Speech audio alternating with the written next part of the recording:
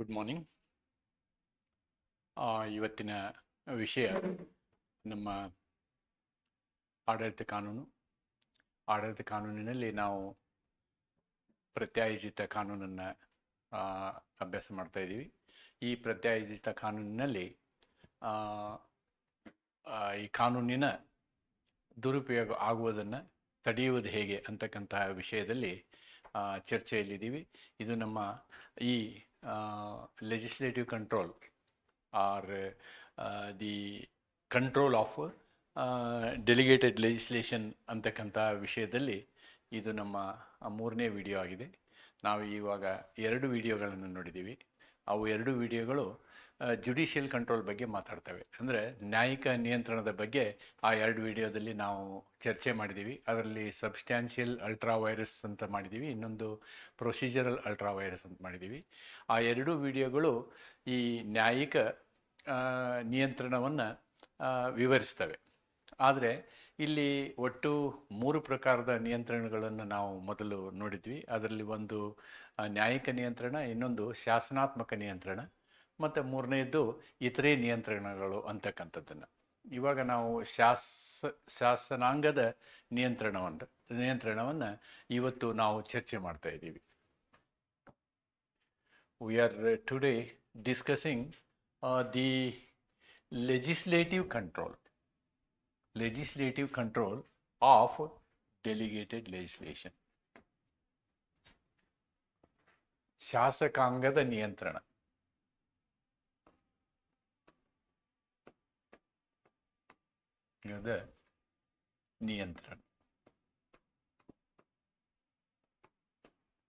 ಶಾಸಕಾಂಗ ಯಾವ ರೀತಿಯಲ್ಲಿ ಈ ಪ್ರತ್ಯಾಯೋಜಿತ ಕಾನೂನನ್ನು ಅಥವಾ ನಿಯೋಜಿತ ಕಾನೂನನ್ನು ಶಾಸಕಾಂಗವು ಯಾವ ಪ್ರಕಾರ ನಿಯಂತ್ರಿಸ್ತದೆ ಅಂತಕ್ಕಂಥದ್ದನ್ನು ಇವತ್ತಿನ ಈ ವಿಡಿಯೋದಲ್ಲಿ ನಾವು ಚರ್ಚೆ ಮಾಡಲಿದ್ದೇವೆ. Legislative control is essential. This is basically the product is originated from the legislature. An act is actually done by the legislature.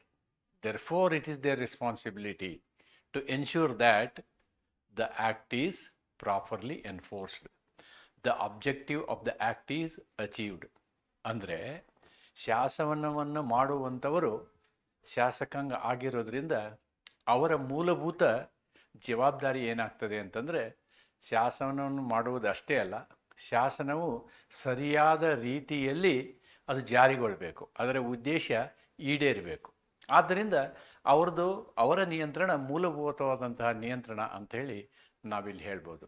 Legislative control is essential because it is a legislative veto and constitutional necessity. ನೋಡಿ, ultimately it is they who can say a final word on it. Who can say a final word it. They can put a veto on it. That is their baby. ಮತ್ತು that is what the constitution expects. Because the power to enact law is derived from the Constitution. Therefore, the expectation of the Constitution is that the act is done properly and it has to go in accordance with the spirit of the Constitution. ಸಂವಿಧಾನದ ಉದ್ದೇಶದಂತೆ, ಸಂವಿಧಾನದಲ್ಲಿರುವಂತಹ ಧ್ಯೇಯೋದ್ದೇಶಗಳೇನಿದ್ದಾವೆ ಅವುಗಳಿಗೆ ಅನುಸಾರವಾಗಿ ಕಾನೂನು ಆಗಬೇಕು, ಕಾನೂನು ಜಾರಿ ಆಗಬೇಕು ಅಥವಾ ಯೋಜನೆಗಳು ಜಾರಿ ಆಗಬೇಕು ಅಂತಕ್ಕಂಥದ್ದು. ಆದ್ದರಿಂದ ಇಲ್ಲಿ ಶಾಸಕಾಂಗದ ಜವಾಬ್ದಾರಿ ಬಹುಮುಖ್ಯವಾದಂತಹ ಜವಾಬ್ದಾರಿ ಆಗ್ತದೆ. Legislative responsibility to have a close watch. When an act is being implemented, they should have a close watch for the success of that act. Fulfillment of the objective of the act is very important. The objective of the act has to be ultimately achieved.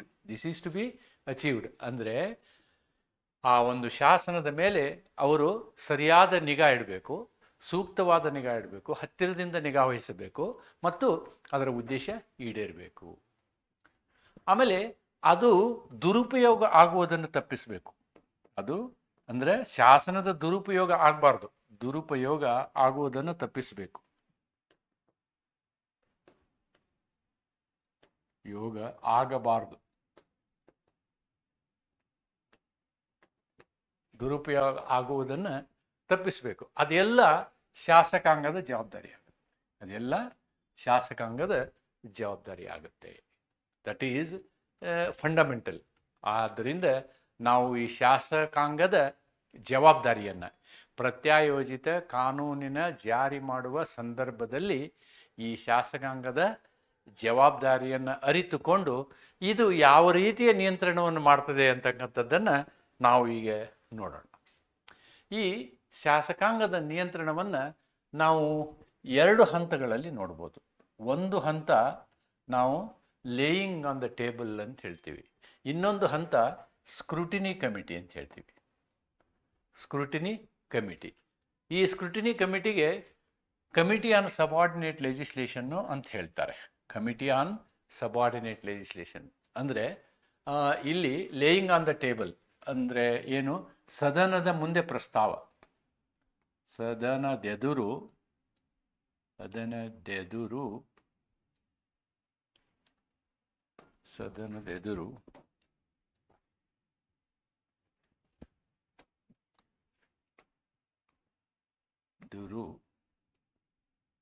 ಪ್ರಸ್ತಾವನೆ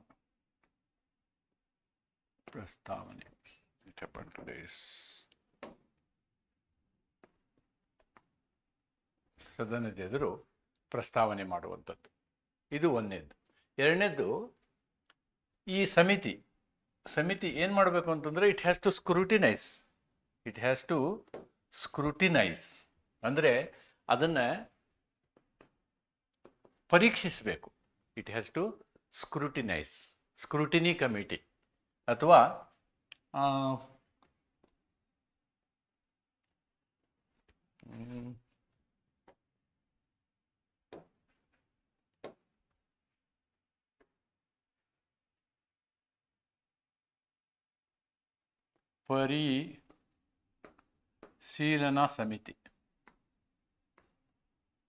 ಪರಿಶೀಲನಾ ಸಮಿತಿ ಅಂತ ಹೇಳ್ಬೋದು. ಈ 2 ಹಂತದಲ್ಲಿ ನಾವು ಏನು ಮಾಡ್ಬೋದು ಅಂತಂದರೆ ಶಾಸಕಾಂಗವು ಪ್ರತ್ಯಾಯೋಜಿತ ಕಾನೂನನ್ನು ನಿಯಂತ್ರಿಸಬಹುದು ಅಂತಕ್ಕಂಥದ್ದನ್ನು ಇಲ್ಲಿ ನೋಡ್ತೇವೆ.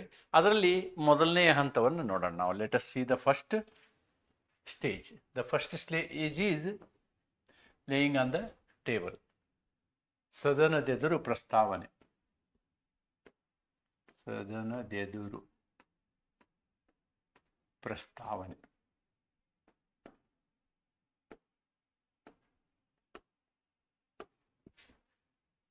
ಇದನ್ನು ನೋಡಬೇಕಾದ್ರೆ ನಾವು ಈ ರೀತಿಯಾದಂತಹ ವ್ಯವಸ್ಥೆಯನ್ನು ಮೊದಲು ನಾವು ಯುನೈಟೆಡ್ ಕಿಂಗ್ಡಮಲ್ಲಿ ನೋಡೋದಾದರೆ there is an act called statutory instrument act 1946 ಅಂಥೇಳಿ.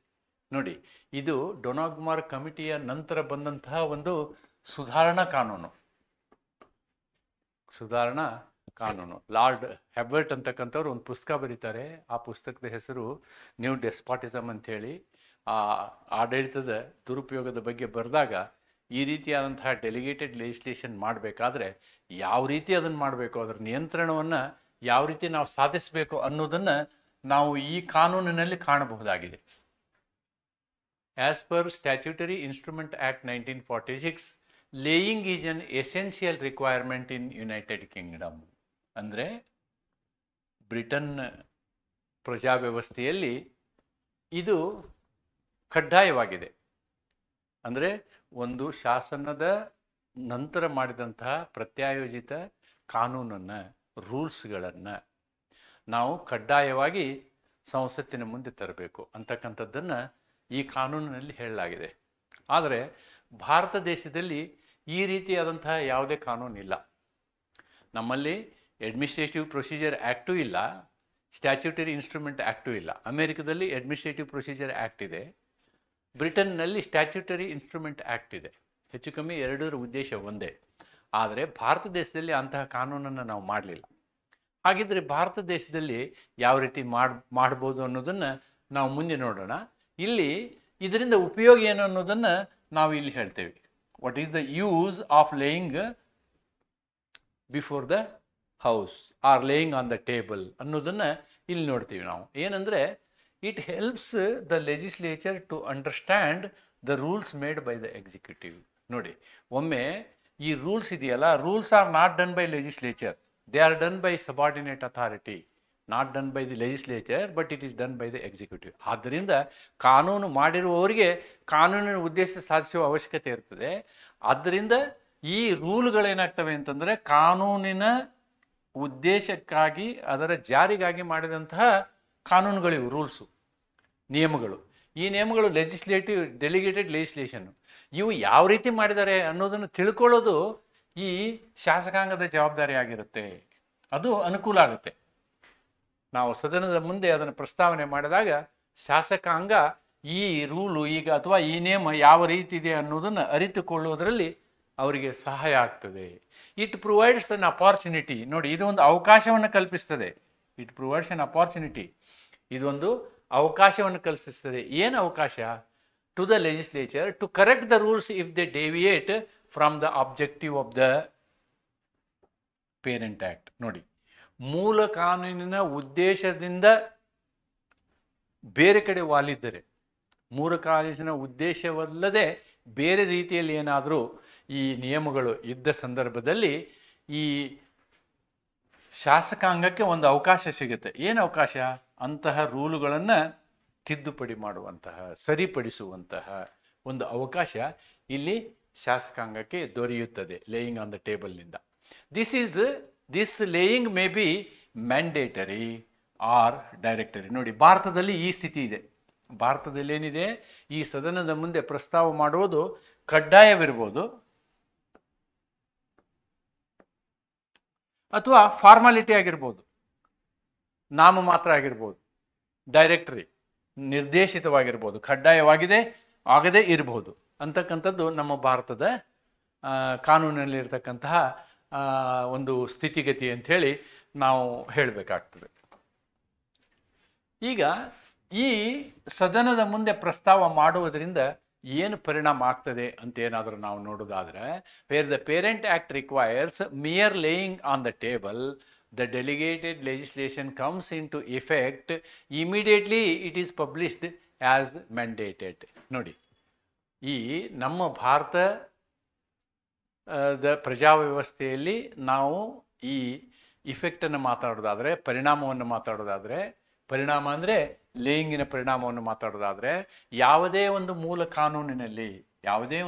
ಕಾನೂನಿನಲ್ಲಿ ಇದನ್ನು ಪ್ರಸ್ತಾವನೆ ಮಾಡೋದು ಸುಮ್ಮನೆ ಅದರ ಉದ್ದೇಶ ಬರೀ ಸದನದ ಗಮನಕ್ಕೆ ತರುವುದು ಆಗಿದ್ದರೆ, ಸದನದ ಗಮನಕ್ಕೆ ತರುವುದು ಮಾತ್ರ ಆಗಿದ್ದರೆ, ಅದು ಯಾವಾಗ ಎಕ್ಸಿಕ್ಯೂಟಿವ್ ಅಥಾರಿಟಿ ಕಾನೂನನ್ನು ಮಾಡಿ ಗೆಜೆಟಿನಲ್ಲಿ ಅದನ್ನು ಪ್ರಕಟಣೆಗೊಳಿಸುತ್ತೋ ಅವತ್ತಿನಿಂದಲೇ ಅಂತಹ ನಿಯಮ ಜಾರಿಗೆ ಬರುತ್ತದೆ. ಅಂತಹ ನಿಯಮ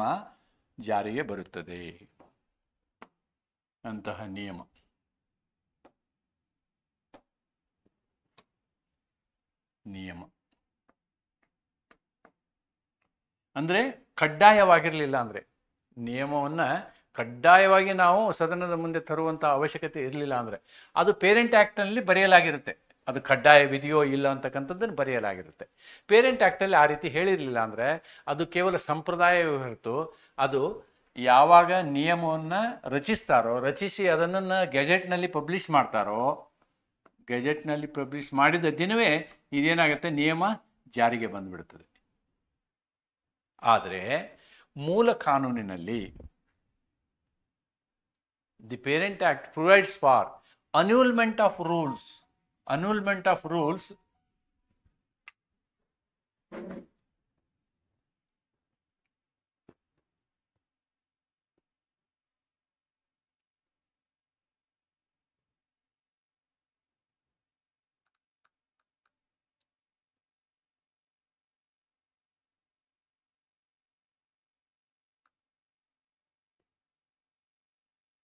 Annulment of rules by Parliament. The rules come into force immediately but cease to operate when the annulment happens. ನೋಡಿ, there may be a provision in the parent act. The parent ಆ್ಯಕ್ಟ್ನಲ್ಲಿ ಅಥವಾ ಮೂಲ ಕಾನೂನಿನಲ್ಲಿ ಒಂದು ಪ್ರೊವಿಷನ್ ಇರ್ಬೋದು. ಏನು? ಸಂಸತ್ತಿಗೆ ಯಾವುದೇ ಒಂದು ನಿಯಮವನ್ನು ರಚಿಸಿದಾಗ ಆ ನಿಯಮವನ್ನು ರದ್ದುಪಡಿಸುವಂತಹ ಅವಕಾಶ ಆ ಮೂಲ ಕಾನೂನಿನಲ್ಲಿ ಮಾಡಿದಂತಹ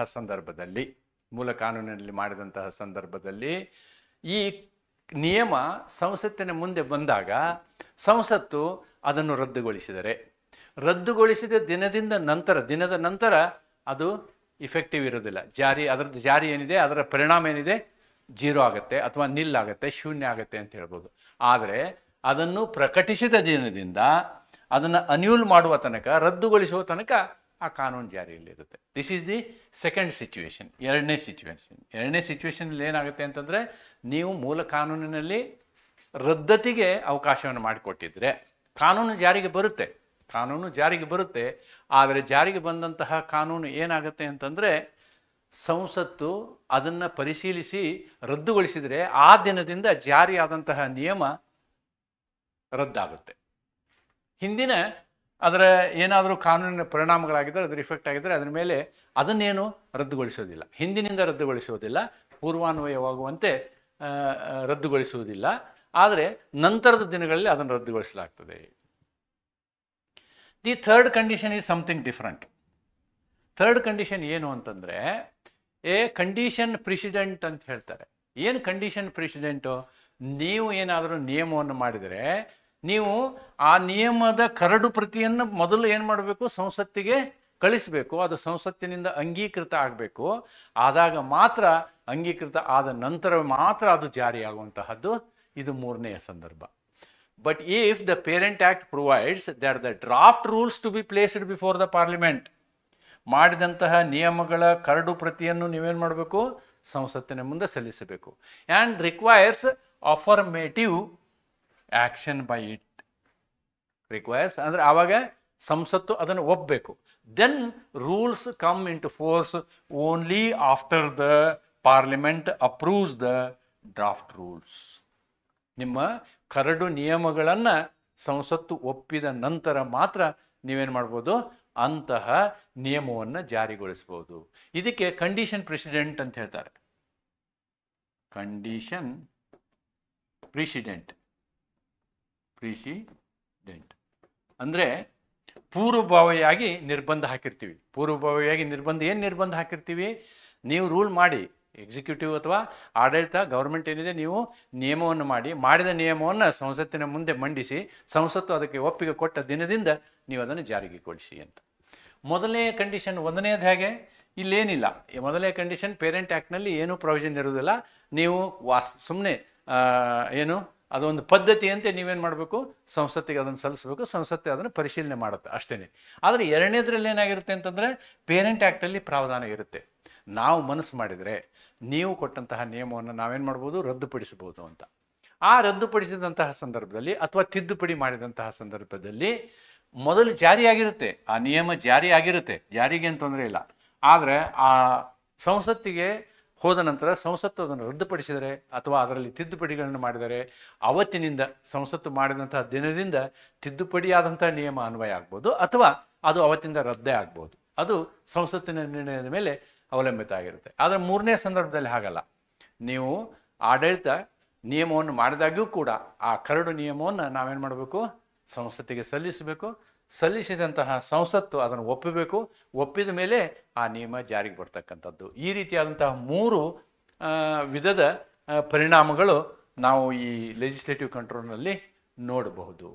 ಒಂದು ವೇಳೆ ಈ ರೀತಿಯಾದಂತಹ ನಿಯಮವನ್ನು ಪಾಲಿಸದೇ ಹೋದ ಸಂದರ್ಭದಲ್ಲಿ ಏನಾಗುತ್ತೆ ಅನ್ನುವಂಥದ್ದು.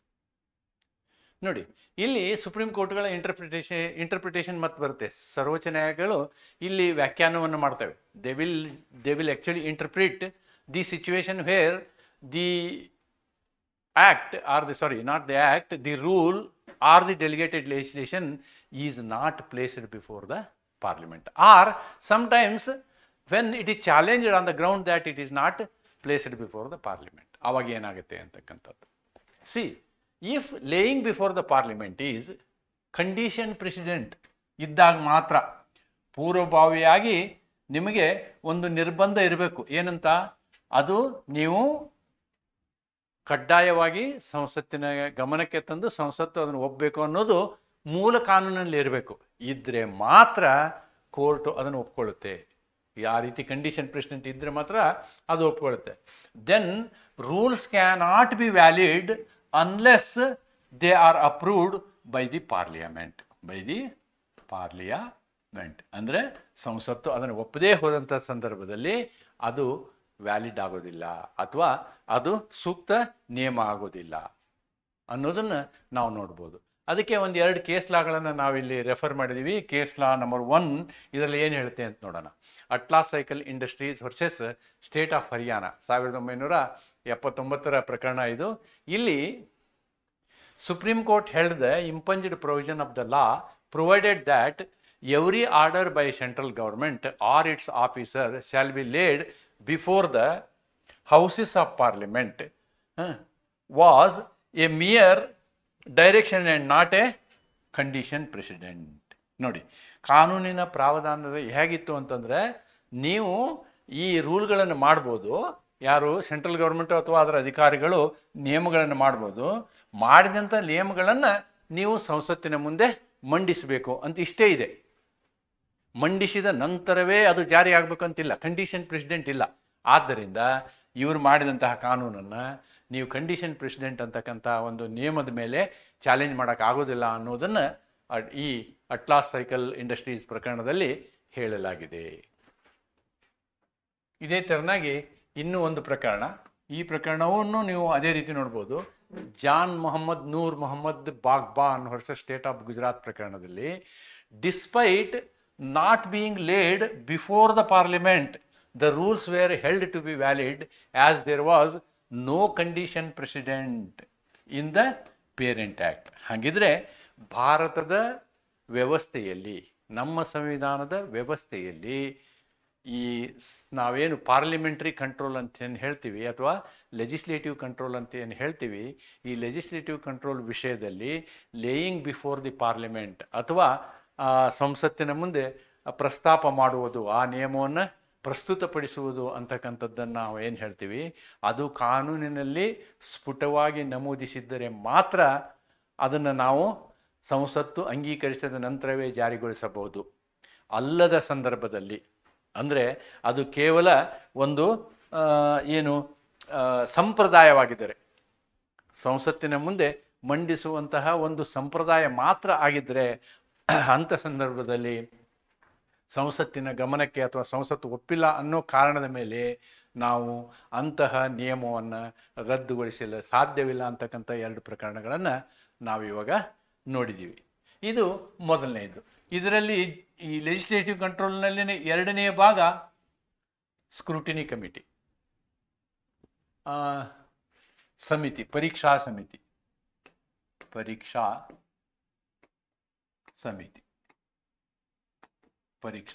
ಈ ಪರೀಕ್ಷಾ ಸಮಿತಿ ಏನು ಮಾಡುತ್ತೆ ಅನ್ನೋದನ್ನು ನೋಡೋಣ. Though the laying is a process, it may not be possible for the parliament to study the rules in detail, and hence the parliament has appointed the scrutiny committees for the detailed study of the delegated legislation before they are placed before the parliament. ನೋಡಿ, ಈ ಸಂಸತ್ತೇ ತನ್ನದೇ ಆದ ಒಂದು ವ್ಯವಸ್ಥೆಯನ್ನು ಮಾಡಿಕೊಳ್ತು ಭಾರತದಲ್ಲಿ. ಏನು, ನಾವು statutory proceedings act ನಮ್ಮ ಹತ್ರ ಇಲ್ಲದೆ ಹೋದರೂ ಕೂಡ ನಾವೇನು ಮಾಡಿದ್ದೀವಿ, ಈ ಪರೀಕ್ಷಾ ಸಮಿತಿಗಳನ್ನು, ಅಂದರೆ ನಿಯೋಜಿತ ಶಾಸನಗಳ ಪರೀಕ್ಷಾ ಸಮಿತಿಯನ್ನು ರಚನೆ ಮಾಡಿದ್ದೀವಿ. ಆ ರಚನೆ ಯಾಕೆ ಮಾಡಿದ್ದೀವಿ ಅಂತಂದರೆ, ಸಂಸತ್ತಿಗೆ ಸಮಯ ಇರೋದಿಲ್ಲ, ಎಲ್ಲ ಕಾನೂನುಗಳನ್ನು ಅದು ವಿವರವಾಗಿ ಸೂಕ್ಷ್ಮವಾಗಿ ನೋಡೋದಕ್ಕೆ ಸಾಧ್ಯ ಇರೋದಿಲ್ಲ. ಆದ್ದರಿಂದ ಈ ರೀತಿಯಾದಂತಹ ರಚನಾ ಸಮಿತಿಗಳನ್ನು ಮಾಡಿ ರಚನಾ ಸಮಿತಿಗೆ ಆ ಜವಾಬ್ದಾರಿಯನ್ನು ಕೊಡಲಾಗಿರುತ್ತೆ. ಆ ರಚನಾ ಸಮಿತಿಗಳು ಏನು ಮಾಡ್ತವೆ ಅಂತಂದರೆ, ಸ್ಕ್ರೂಟಿನಿ ಕಮಿಟಿಗಳು ಈ ಬಂದಂತಹ ನಿಯಮಗಳನ್ನೆಲ್ಲ ಸೂಕ್ಷ್ಮವಾಗಿ ಪರಿಶೀಲಿಸಿ ಅದರಲ್ಲಿ ಏನಾದರೂ ಬದಲಾವಣೆ ಮಾಡಬೇಕೋ ಮಾಡಬಾರ್ದೋ ಅನ್ನೋ ತನ್ನ ರೆಕಮೆಂಡೇಶನ್ಸ್, ತನ್ನ ಅಭಿಪ್ರಾಯಗಳನ್ನು ಅದು ಸಂಸತ್ತಿನ ಮುಂದೆ ಇಡ್ತದೆ. ಆ ಅಭಿಪ್ರಾಯಗಳ ಆಧಾರದ ಮೇಲೆ ಸಂಸತ್ತು ನಿರ್ಣಯ ತಗೊಳ್ಳೋದಕ್ಕೆ ಸಾಧ್ಯವಾಗ್ತದೆ. ಆದ್ದರಿಂದ ಏನಾಗಿದೆ ಅಂತಂದರೆ, scrutiny committee concept has strengthen the mechanism of legislative control ಅಂತ ಹೇಳ್ತಾರೆ. ಈ ಪರೀಕ್ಷೆ ಮಾಡುವಂಥ ಸಮಿತಿಗಳನ್ನು ನಾವು ರಚಿಸಿರುವುದರಿಂದ ಈ ಸಮಿತಿಗಳು ಅವುಗಳನ್ನು ಸೂಕ್ಷ್ಮವಾಗಿ ಮತ್ತು ವಿವರವಾಗಿ ಪರಿಶೀಲಿಸುವುದರಿಂದ ನಮಗೆ ಆ ಡೆಲಿಗೇಟೆಡ್ ಲೆಜಿಸ್ಲೇಷನ್ ಮೇಲೆ ನಾವು ನಿಯಂತ್ರಣ ಸಾಧಿಸಲು ಸಾಧ್ಯವಾಗಿದೆ ಅನ್ನೋದನ್ನು ನಾವು ಇಲ್ಲಿ ಕಾಣಬಹುದಾಗಿದೆ. ನೋಡಿ, ಮೊದಲನೆಯ ಈ ಸಮಿತಿಗಳನ್ನು ಲೋಕಸಭೆಯು ಒಂದು ಸಮಿತಿಯನ್ನು ಮಾಡಿದೆ, ರಾಜ್ಯಸಭೆಯು ಒಂದು ಸಮಿತಿಯನ್ನು ಮಾಡಿದೆ. ಲೋಕಸಭೆಯ ಸಮಿತಿ, ಮೊದಲನೆಯ ಸಮಿತಿ 1953ರಲ್ಲಿ ರಚನೆ ಆಗಿತ್ತು. ಅದರಂತೆ ರಾಜ್ಯಸಭೆ ತನ್ನ ಸಮಿತಿಯನ್ನು 1964ರಲ್ಲಿ ರಚನೆ ಮಾಡಿತು. ಈ ಸಮಿತಿಯಲ್ಲಿ ಲೋಕಸಭಾ ಸಮಿತಿಯಲ್ಲಿ ಲೋಕಸಭೆಯ ಸದಸ್ಯರಿರ್ತಾರೆ, ರಾಜ್ಯಸಭಾ ಸಮಿತಿಯಲ್ಲಿ ರಾಜ್ಯಸಭೆಯ ಸದಸ್ಯರಿರ್ತಾರೆ. ಆ ಸಭೆಯ ಮುಖ್ಯಸ್ಥರು ಅಂದರೆ ಸಭಾಪತಿಗಳು, ಇಲ್ಲಿ ಏನು ಮಾಡ್ತಾರೆ, ಸ್ಪೀಕರ್ ಅಥವಾ ಸಭಾಪತಿಗಳು ಈ ಸಮಿತಿಗಳನ್ನು ನೇಮಿಸ್ತಾರೆ. ಈ ಸಮಿತಿಗಳು ನಿರಂತರವಾಗಿ ನಮ್ಮ ಏನು ಈ ನಿಯಮಗಳಿದ್ದಾವೆ ಅಥವಾ ಡೆಲಿಗೇಟೆಡ್ ಲೆಜಿಸ್ಲೇಷನ್ ಇದ್ದಾವೆ ಇವುಗಳನ್ನೆಲ್ಲ ಪರೀಕ್ಷಿಸುವಂತಹ ಪರೀಕ್ಷೆ ಮಾಡುವಂತಹ ಕೆಲಸವನ್ನು ಮಾಡ್ತಾರೆ ಅಂತಕ್ಕಂಥದ್ದನ್ನು ನಾವು ಇಲ್ಲಿ ಕಾಣಬಹುದು. ಇದು ನಮ್ಮ ಏನು ಶಾಸಕಾಂಗದ ನಿಯಂತ್ರಣ, ಶಾಸಕಾಂಗದ ನಿಯಂತ್ರಣ. ಈ ಶಾಸಕಾಂಗದ ನಿಯಂತ್ರಣದಲ್ಲಿ ನಾವು ಏನು ಸ್ಟ್ಯಾಚ್ಯುಟರಿ ಪ್ರೊಸೀಜರಲ್ ಆ್ಯಕ್ಟ್ ಇರಲಾರ್ದಂತಹ ಒಂದು ಸನ್ನಿವೇಶದಲ್ಲಿ ನಾವು ಏನು ಮಾಡಿದ್ದೀವಿ ಅಂದರೆ ಈ ನಿಯಂತ್ರಣವನ್ನು ಮೂಲವಾಗಿ ಮೂಲ ಕಾನೂನಿನಲ್ಲಿಯೇ ಅಳವಡಿಸಿಕೊಂಡಿರುತ್ತೇವೆ. ಮೂಲ ಕಾನೂನಿನಲ್ಲಿ ನಾವೇನು ಹೇಳ್ತೀವಿ ಅಂತಂದರೆ ಕಂಡೀಷನ್ ಪ್ರೆಸಿಡೆಂಟ್ ಹೇಳ್ಬೋದು. ಕಂಡೀಷನ್ ಪ್ರೆಸಿಡೆಂಟ್ ಹೇಳಿದರೆ ಅಂದರೆ ಪೂರ್ವಭಾವಿಯಾಗಿ ನಾವು ನಿರ್ಬಂಧವನ್ನು ಹಾಕಿದರೆ, ಏನು ನಿರ್ಬಂಧ, ನೀವು ನಿಯಮವನ್ನು ಮಾಡಬೇಕು, ಮಾಡಿದ ನಿಯಮ ಮೊದಲು ನಮ್ಮ ಸಂಸತ್ತಿನ ಮುಂದೆ ಬರಬೇಕು, ಸಂಸತ್ತು ಅಂಗೀಕರಿಸಿದ ನಂತರ ಜಾರಿ ಆಗಬೇಕು ಅಂತಿದ್ರೆ ಅದು ಕಂಪಲ್ಸರಿ, ಮ್ಯಾಂಡೇಟರಿ ಅಂತ ಹೇಳ್ಬೋದು, ನಾವು ಕಡ್ಡಾಯ ಅಂತ ಹೇಳ್ಬೋದು. ಇದು ಒಂದನೇ ಪರಿಸ್ಥಿತಿ. ಎರಡನೆಯ ಪರಿಸ್ಥಿತಿ ಏನು ಅಂತಂದರೆ ಪೇರೆಂಟ್ ಆ್ಯಕ್ಟ್ನಲ್ಲಿ ಒಂದು ಪ್ರಾವಧಾನವನ್ನು ಮಾಡಿರ್ತೀವಿ, ನೀವು ರೂಲ್ ಮಾಡಿ ನಿಯಮ ಜಾರಿ ಆಗಿಬಿಡುತ್ತೆ. ಆದರೆ ನಿಯಮವನ್ನು ನಾವು ರದ್ದುಗೊಳಿಸ್ಬೋದು. ನಿಯಮವನ್ನು ನೋಡಿದ ನಂತರ ನೀವು ಮಾಡಿದಂತಹ ನಿಯಮ ಸರಿ ಇಲ್ಲ ಅಂತ ಹೇಳಿದರೆ ಸಂಸತ್ತು ಅದನ್ನು ರದ್ದುಗೊಳಿಸಬಹುದು. ಅಂದರೆ ನಿಯಮ ಮಾಡಿದದಿಂದ ನಿಯಮವನ್ನು ರದ್ದುಗೊಳಿಸಿದ ತನಕ ಆ ನಿಯಮ ಜಾರಿಯಲ್ಲಿರ್ತದೆ, ಆದರೆ ಸಂಸತ್ತು ರದ್ದುಗೊಳಿಸಿದ ನಂತರ ಅದು ಜಾರಿಯಲ್ಲಿರೋದಿಲ್ಲ, ಅದು ಶೂನ್ಯ ಆಗುತ್ತೆ ಅಂತಕ್ಕಂಥದ್ದು. ಅಥವಾ ಅದು ಸಂಸತ್ತು ಅದರಲ್ಲಿ ತಿದ್ದುಪಡಿಗಳನ್ನು ಕೂಡ ಮಾಡ್ಬೋದು. ಇದು ಎರಡನೇ ಸಂದರ್ಭ. ಮೂರನೇ ಸಂದರ್ಭ ಹೇಗೆ ಅಂತಂದರೆ ನೀವು ಮೂಲ ಕಾನೂನಿನಲ್ಲಿ ಅದೊಂದು ಸಂಪ್ರದಾಯದಿಂದ ಮಾಡಿರ್ತೀರಿ, ಏನು ಕಾನೂನನ್ನು ಮಾಡಿರ್ತೀರಿ, ಅವರಿಗೆ ಅಧಿಕಾರವನ್ನು ಕೊಟ್ಟಿರ್ತೀರಿ, ಅಧಿಕಾರದ ಮೇಲೆ ಅವರು ನಿಯಮಗಳನ್ನು ಮಾಡ್ತಾರೆ ಅಥವಾ ನಿಯೋಜಿತ ಕಾನೂನನ್ನು ಮಾಡ್ತಾರೆ. ಮಾಡಿದಂತಹ ನಿಯೋಜಿತ ಕಾನೂನು ಏನಾಗುತ್ತೆ ಅಂತಂದರೆ ಅದು ಸಾಂಪ್ರದಾಯಿಕವಾಗಿ ಸಂಸತ್ತಿನ ಮುಂದೆ ಬರ್ತದೆ. ಅಲ್ಲಿ ಸಂಸತ್ತು ಅದರ ಮೇಲೆ ಅದನ್ನು ಪರಿಶೀಲಿಸಿ ನೋಡ್ತಾರೆ ಹೊರತು ಅದರ ಮೇಲೆ ಯಾವುದೇ ಕ್ರಮವನ್ನು ಸಾಮಾನ್ಯವಾಗಿ ಸಂಸತ್ತು ಜರುಗಿಸುವುದಿಲ್ಲ. ಅಂದರೆ ಮೂಲ ಕಾನೂನಿನಲ್ಲಿ ಯಾವ ರೀತಿ ಹೇಳಿದೀವೋ, ನಾವು ಯಾವ ರೀತಿಯ ಪ್ರಾವಧಾನವನ್ನು ಮಾಡಿದೀವೋ, ಲೆಜಿಸ್ಲೇಟಿವ್ ಕಂಟ್ರೋಲ್ಗೆ ಮೂಲ ಕಾನೂನಿನಲ್ಲಿಯೇ ನಾವು ಅದಕ್ಕೆ ಸಂಬಂಧಪಟ್ಟಂತಹ ನಿಯಮಗಳನ್ನು ಅಳವಡಿಸಿಕೊಂಡಿರ್ತೇವೆ ಅಥವಾ ನಿರ್ಬಂಧನೆಗಳನ್ನು ಅಳವಡಿಸಿಕೊಂಡಿರ್ತೀವಿ. ಅಥವಾ ಅದರಲ್ಲಿ ನಾವೇನು ಮಾಡಿರ್ತೀವಿ, ನೀವು ಕೇವಲ ಕರಡು ಕಾನೂನನ್ನು ಮಾಡಿ ನಮಗೆ ಸಲ್ಲಿಸಿ ಅಂತಲೇ ಹೇಳಿರ್ತೀವಿ, ಅಥವಾ ಬೇರೆ ಎರಡು, ಒಟ್ಟು 3 ಸಂದರ್ಭಗಳನ್ನು ನಾನು ನಿಮಗೆ ವಿವರವಾಗಿ ಹೇಳಿದ್ದೀನಿ. ಈ ಎಲ್ಲ ರೀತಿಯಲ್ಲಿ ನಾವೇನು ಮಾಡ್ತೀವಿ, ಲೆಜಿಸ್ಲೇಟಿವ್ ಕಂಟ್ರೋಲನ್ನು ಮಾಡ್ತೀವಿ. ಆದರೆ ಜ್ಯೂರಿಸ್ಟ್ ಏನು ಹೇಳ್ತಾರೆ ಅಂದರೆ this legislative control is not effective ಅಂತ ಹೇಳ್ತಾರೆ. ಜ್ಯೂರಿಸ್ಟ್ಸ್, ಎಸ್ಪೆಷಲಿ ಪ್ರೊಫೆಸರ್ ವೇಡ್ಸಿಸ್ ಏನಂದರೆ what ever the judicial control that we are doing, it is not having A proper control. So they are the concept of some of the jurists is that power corrupts, absolute power corrupts absolutely ಅಂತಕ್ಕಂಥದ್ದು. ಅಂದರೆ ಅಧಿಕಾರ ಯಾವಾಗಲೂ ದುರುಪಯೋಗ ಆಗ್ತದೆ, ಹೆಚ್ಚು ಅಧಿಕಾರ ಹೆಚ್ಚು ದುರುಪಯೋಗ ಆಗ್ತದೆ ಅನ್ನೋದನ್ನು ಭಾವನೆ ಇದೆ.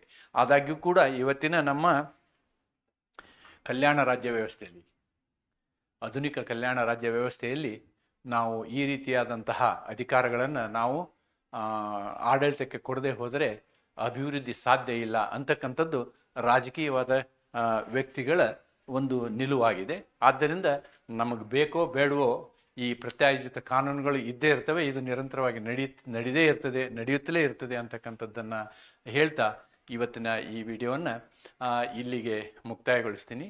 ಮತ್ತು ತಮಗೆ ಮತ್ತೊಂದು ಇನ್ನೊಮ್ಮೆ ವಿನಂತಿ, ಕನ್ನಡ ಮಾಧ್ಯಮದಲ್ಲಿ ನಾನು ಈಗೇನು ಈ ಪಾಠಗಳನ್ನು ಮಾಡ್ತಾ ಇದ್ದೀನಿ, ಕನ್ನಡ ಮಾಧ್ಯಮದ ವಿದ್ಯಾರ್ಥಿಗಳಿಗೆ ಈ ಒಂದು ಆಡಳಿತ ಕಾನೂನಿನ ಸರಿಯಾದ ಅರ್ಥ ಆಗಲಿ. ಇಲ್ಲಿ ನಾನು ಮೂಲಭೂತವಾದ ಅರ್ಥವನ್ನು ಅವರಿಗೆ ಹೇಳಿಕೊಡುವ ಪ್ರಯತ್ನವನ್ನು ಮಾಡ್ತಾ ಇದ್ದೀನಿ. ಇದಷ್ಟೇ ಸಂಪೂರ್ಣ ಪಠ್ಯಕ್ರಮ ಅನ್ನೋದಕ್ಕಿಂತ ಈ ಒಂದು ವಿಡಿಯೋವನ್ನು ನೀವು ಗ್ರಹಿಸಿಕೊಂಡು ಪುಸ್ತಕಗಳನ್ನು ಓದುವುದರಿಂದ ಇನ್ನೂ ಹೆಚ್ಚಿನ ಜ್ಞಾನವನ್ನು ನೀವು ಪಡೆಯಬಹುದು ಅಂತಕ್ಕಂಥದ್ದನ್ನು ಹೇಳಿ ಈ ವಿಡಿಯೋವನ್ನು ಹೆಚ್ಚು ಜನರಿಗೆ ನೀವು ಪರಿಚಯಿಸ್ತೀರಿ ಅಂತಕ್ಕಂಥ ಒಂದು ಭಾವನೆಯಿಂದ ಇವತ್ತಿನ ಈ ಒಂದು ಕ್ಲಾಸನ್ನು ಇಲ್ಲಿಗೆ ಮುಗಿಸ್ತೀನಿ. ನಮಸ್ಕಾರ.